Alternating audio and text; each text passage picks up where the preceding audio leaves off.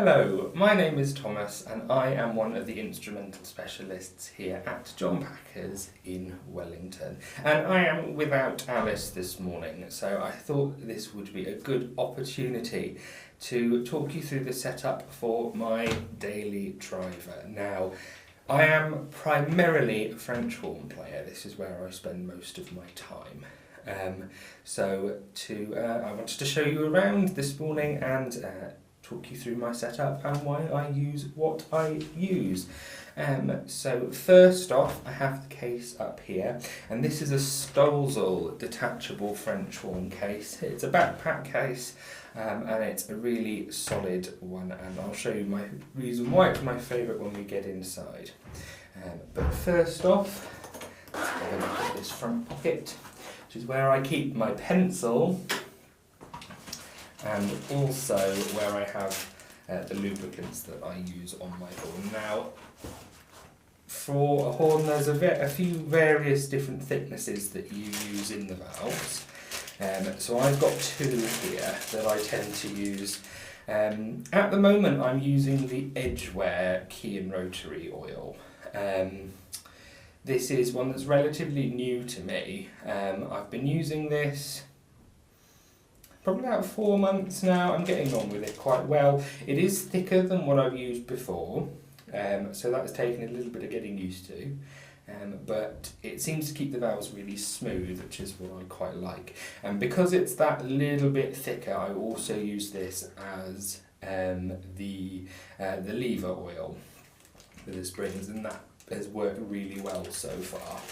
And then I have the Paxman bearing oil in here that came with the instrument, I believe, so that works really well on the bearings in this instrument. I've also used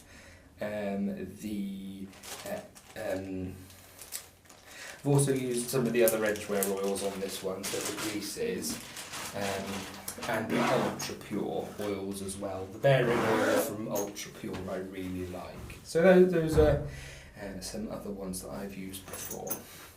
But now into the case. We see the main reason why I really like this case, which is this bit here.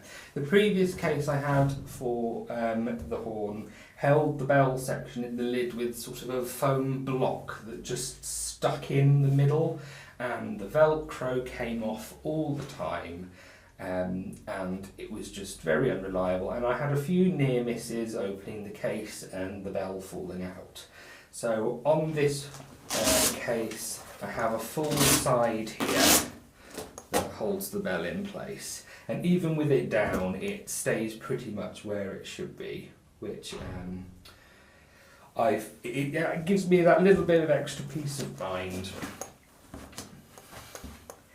And down in the main portion of the case we've got a few bits. On top of the horn, because I sometimes put music in this portion, I like to have a cloth to keep it away from the horn, so that's a Protec microfiber in there. I also have, as many brass players do, the obligatory bar towel, and then I have 3 mouthpieces in this case. I have another Paxman mouthpiece here. Again, this is the one that came with the horn. I use that sometimes in chamber playing because I can play really softly with it quite easily, and my main mouthpiece has a feature which makes it quite loud, so I keep this as a spare. I then have a Stork custom mouthpiece. This is a CM with an 8 shank in gold plate. This is one I got on a whim to try. It's a little bit narrow for me, but it does make, if I am spending loads of time at the top of the stave, that does make it a little bit of an easier time for me. So a little bit narrow, not my favourite mouthpiece to play, but certainly one that has its place in the case. Righty, my main mouthpiece doesn't fit in these sections, so it lives in a little protect case separately. And this is why it's quite a loud mouthpiece. So, this is another Stork mouthpiece. This is a Stork CBS, I believe, with a 15 shank. And as you can see, it has a Dennis Wick mouthpiece booster attached. So, I have played in a pop orchestra for a long time. So quite often I need to play really big, really soaring melodies at the top of the range, and there's been a few concerts where I've been the only horn, so I really need to go for it. And I tried the booster on a whim, and I found that it really made a difference in terms of that added mass. I don't have to work quite so hard to facilitate that huge sound that I need in that environment. And actually I like it so much that this is what I use pretty much all the time. If I'm playing in any group bigger than the dectet I sometimes play in, so any orchestra, even a small one, this is what I will go for.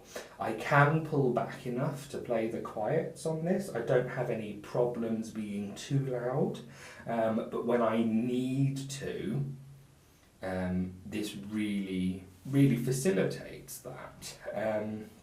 In terms of the boosters, the idea behind them is that they add mass in order to reduce excess vibration on the actual mouthpiece itself, which can make them a bit more efficient. So often people will find, especially playing a bit louder and playing a bit higher, can become a little bit easier. So that is the experience I've had with this one. I'm not sure if they make them for horn anymore, but I think they do still make the trumpet ones. But yeah, so that is my main mouthpiece there. And then we have the exciting bit. So beneath my microfiber lives this lovely instrument. So this is my Paxman Series 4 horn. It's one of their intermediate instruments, and is in the Gaia wrap. It's a full double and it's a detachable bell. I ended up getting this horn in a rush, essentially. I didn't actually have the opportunity to try it before I purchased it. I was borrowing a horn off of an ensemble after the horn I played right the way through university. Basically, the valves gave up the ghost, and it was a relatively basic instrument, and it wasn't. It was a bit beyond its worth to put it back in order, which is a shame. So I was borrowing an instrument for a long time, and I ended up being in a position where I needed to get my own in a bit of a rush, and I found this one in a format that was affordable for me at the time, and I just went for it. And to be perfectly honest, I'm really pleased with how it plays. Prior to this horn, the one instrument I was borrowing was a Yamaha. It was a 567, and I find this plays in a similar way. It certainly doesn't play the same. The Yamaha I always felt favoured the B-flat side a bit, whereas this is quite even. I do spend a lot of time in the middle of the stave playing on the F side on this horn. I think I get the better sound on the F side from this instrument, which is a bit unusual. But yeah, so the my horn of choice, my daily driver. I say daily when I can. But yeah, so the Paxman Series 4. Yeah, a bit of an underrated instrument because it just sort of appears in the middle of their range. But yes, that's everything that I keep in my case. In terms of things outside the case, I do have a horn stand. I believe it's actually a K&M guitar stand, but it works really well for horn. And a few mutes as well. I have one of the very old-fashioned Paxman fibre mutes that I find is a really good fit in this horn, as well as one of the Dennis Wick straight mutes that I use on occasion. But yeah, so that's my French horn setup. Do let me know if you have any questions. Yeah, pop anything in a comment on whichever social media you watch this video on, and do get in touch with me through John Packers. Well, thank you very much for watching.